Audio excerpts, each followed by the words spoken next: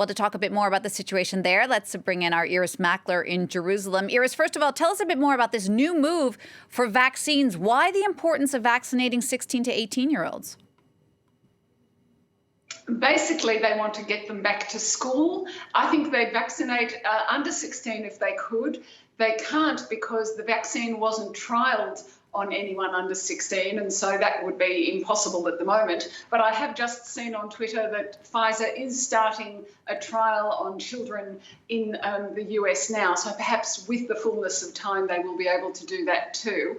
We've seen Israel also advocate vaccinating pregnant women because they see we have had here 10 cases of women in terrible conditions, emergency caesareans, 4 in the space of a week, trying to save the mother and the baby. And 2 of those women I've just checked are still in hospital on machines, not breathing for themselves, in induced comas. So they say, although that wasn't recommended and it wasn't trialled by Pfizer, they're going to do that as well. And all this is because what they want is to have the most people possibly going back to work.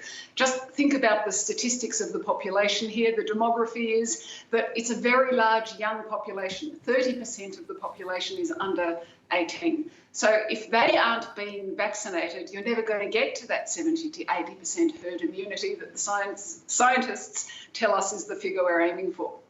Irris, Israel's also hoping to keep its best-in-class standing with a new week-long ban on flights going in and out of the country. Tell us a bit more about that. What the Prime Minister said when he was advocating for this is that there was a presentation to him by the scientists about the UK variant.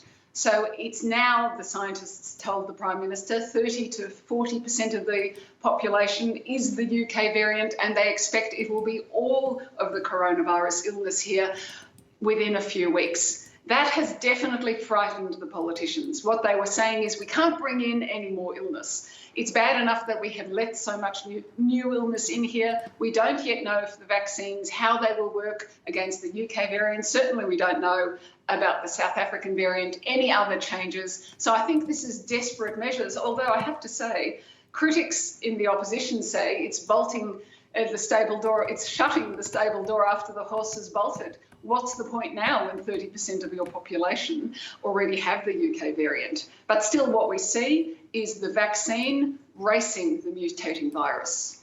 Irris, thank you for that. France 24's Irris Makler in Jerusalem.